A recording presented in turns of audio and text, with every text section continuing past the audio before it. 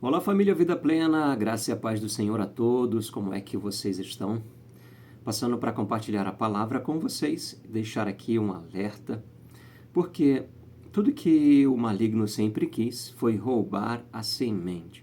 O Senhor Jesus nos mostra isso claramente lá na parábola do semeador, lá em Mateus 13.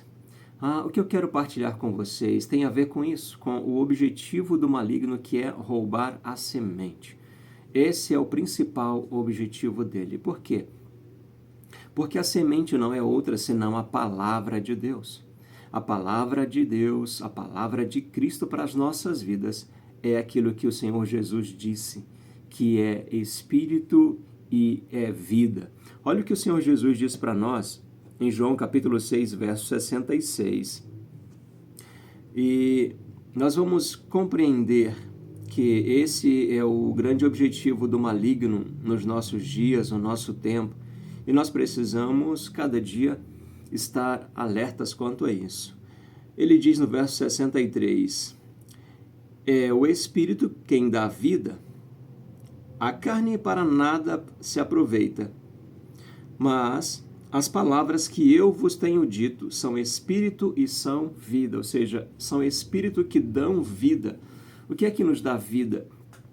As palavras de Cristo. As palavras de Cristo elas têm o poder de criar, porque Ele é o Criador, Ele é o princípio da criação de Deus, Ele é o princípio da criação, né? Ou Ele é o princípio criacional de Deus. Foi por meio de Cristo que Deus criou todas as coisas. Cristo é a palavra, o verbo que se fez carne, né? Literalmente. Então, tudo que Satanás quer arrancar, quer roubar do coração dos filhos de Deus é a palavra. Para isso ele trabalha sutilmente para fazer com que você, filho de Deus, rejeite a palavra e que você resista ao Espírito, porque as palavras que eu vos falo são Espírito e são vida, ou são Espírito que dão vida. Então há uma estratégia do maligno para roubar você da sua essência, da sua filiação, fazendo você cada dia desprezar a palavra e resistir ao Espírito do Senhor. Vejam só qual é a autoridade na nossa vida. Nós, filhos de Deus, você, filho de Deus, qual é a maior autoridade sobre você? O conhecimento científico ou a palavra de Cristo? Eu pergunto isso porque nos nossos dias as pessoas falam acerca de uma situação que vem pelo conhecimento científico. De onde vem eu não sei.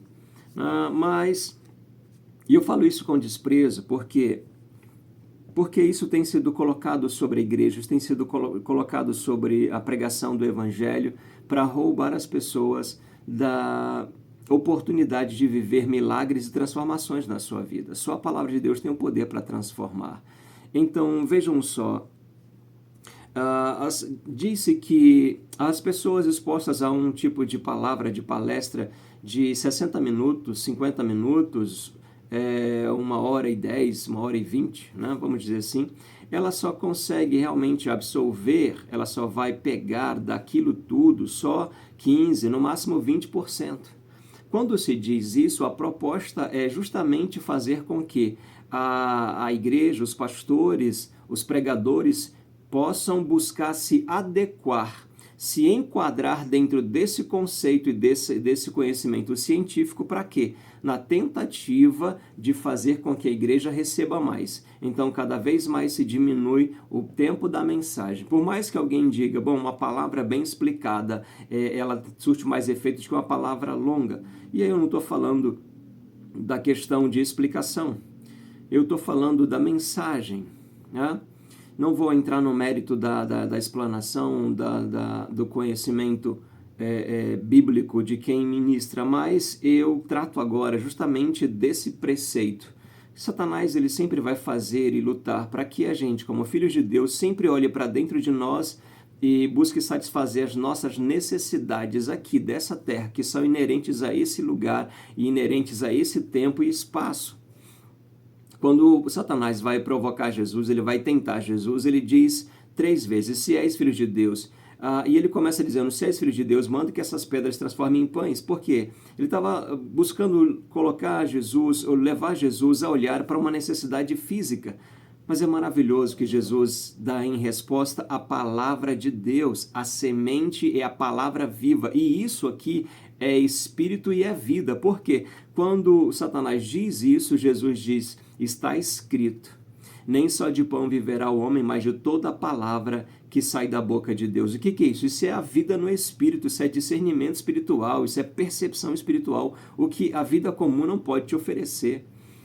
Quando Satanás vem mais outras 2 vezes para buscando tocar a parte emocional de Jesus, a sua parte humana, apelando para a sua parte humana, buscando a fraqueza humana, maravilhoso é que ele foi feito em semelhança humana, mas não exatamente igual, porque o seu nascimento não houve, não necessitou o esperma natural de um homem, mas ele que é espírito e é vida, ele que é vida e ressurreição, ele próprio foi introduzido no ventre de Maria. Então ele tem a semelhança humana, mas não é exatamente humano, porque não correu nas suas veias o sangue do pecado.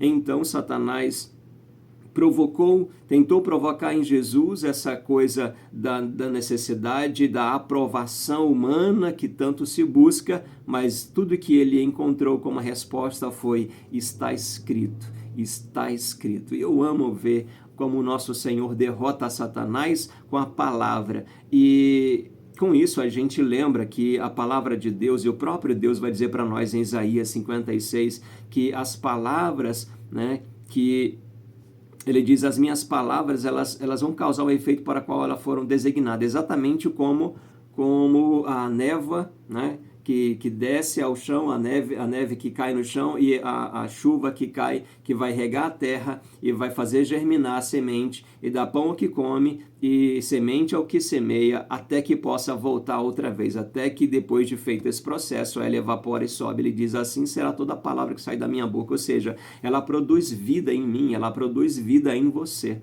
Eu aprendi com um dos pastores da nossa igreja, pouco tempo atrás, ele disse, eu nunca desprezo a palavra de Deus, ainda que muitas das vezes um bêbado possa falar alguma coisa sobre a palavra de Deus, para mim ainda é a palavra de Deus, e eu não vou desprezar a palavra de Deus só porque veio da boca de um bêbado.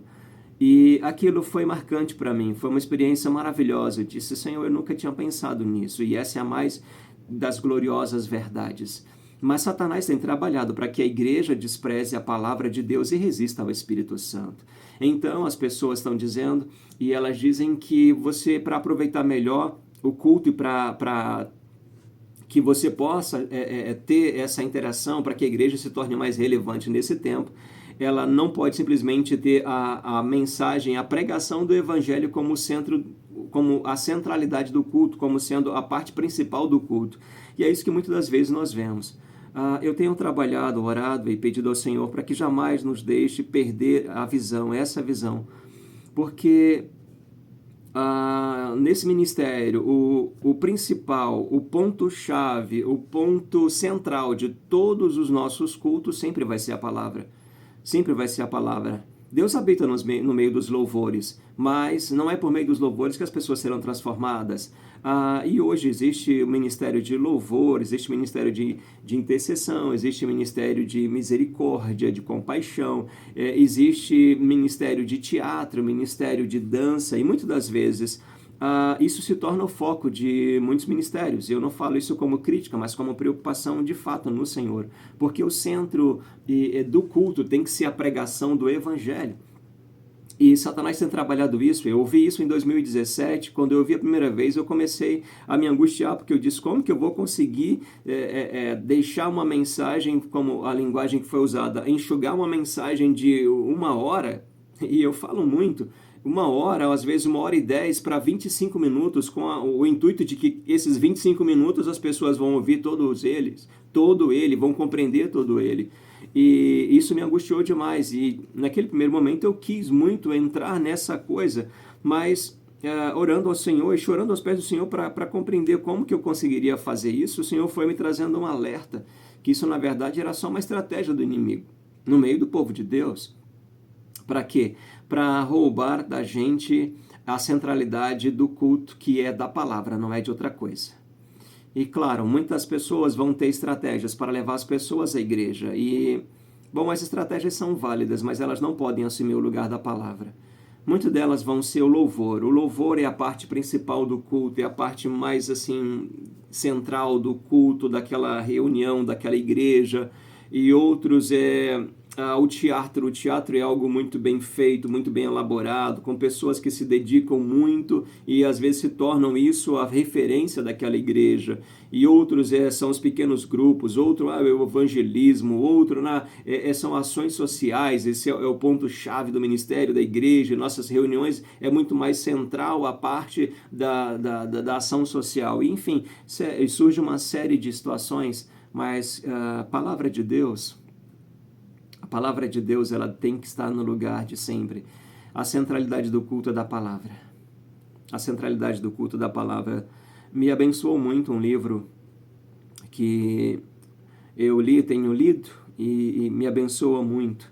A Pregação em Pregadores. Sabe, é algo maravilhoso. Isso só reforçou a visão que o Senhor já tinha me dado, porque as pessoas não vão ser transformadas pelo culto especial, pelo louvor maravilhoso, pelo teatro, que pode ser o mais chocante possível. Nós temos, no meio cristão, nós temos companhias de teatro que são um verdadeiro espetáculo, muito bem produzidos, debaixo de oração e jejum, mas isso não pode ser a centralidade do culto. Isso é uma coisa e um ministério que eles assumiram, mas não penso que uma igreja deva assumir isso como sendo a parte central de um culto. Isso não vai transformar ninguém, por mais que provoque um choque nas pessoas, um choque de realidade. A única coisa capaz e com poder para transformar as pessoas é unicamente a palavra de Cristo. E eu não quero jamais fugir disso. Então eu trago isso como alerta, porque muitas das vezes, e nós fomos, na nossa conferência profética, o Senhor disse algumas coisas, que Ele traria algumas coisas, Deus iria agir em algumas coisas, e Deus iria expor a vergonha, e não para abater, mas para provocar arrependimento, para dar oportunidade de arrependimento. Quantos corações obscurecidos, cheios de trevas, mas vivendo na aparência.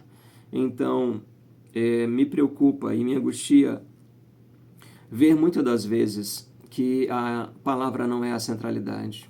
No Ministério Vida Plena, pela misericórdia e graça do Senhor, pela bondade do nosso Deus, que nos sustenta a cada dia e não tem nos deixado ficar prostrados, mas tem nos levantado e fortalecido a cada dia.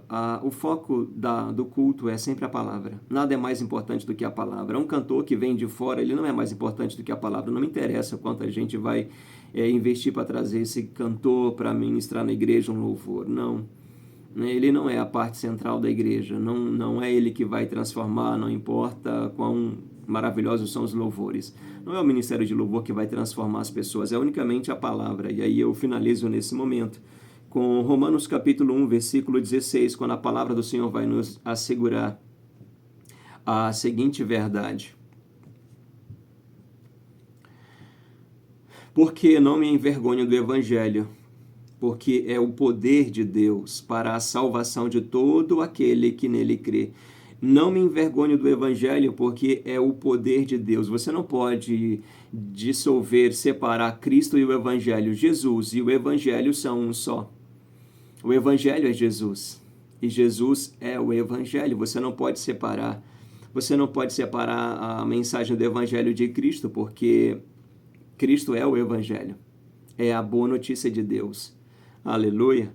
Então a palavra diz claramente: porque não me envergonho do evangelho. O apóstolo Paulo vai dizer porque é o poder de Deus. Ele não diz porque é poder, ele diz porque é o poder de Deus para a salvação de todo aquele que nele crê.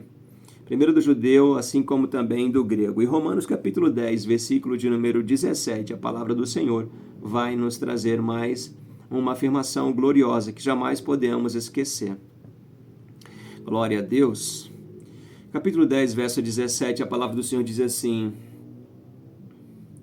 assim, a fé vem pelo ouvir, e ouvir a mensagem, e a mensagem pela palavra de Cristo.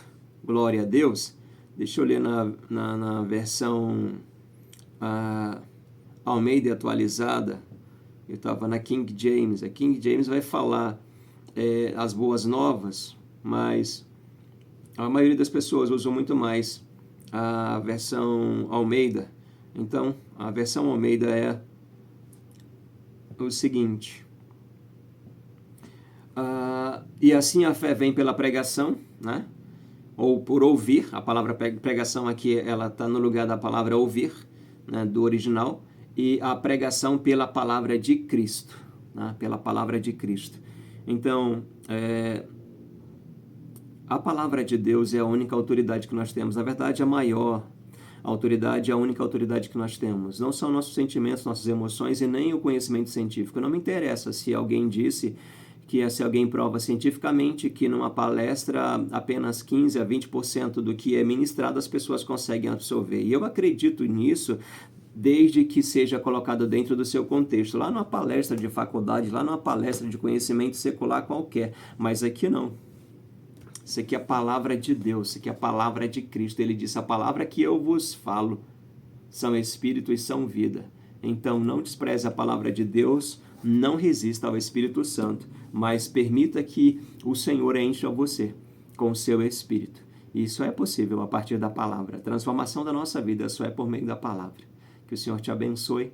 Amo vocês. Um abraço. Graça e paz.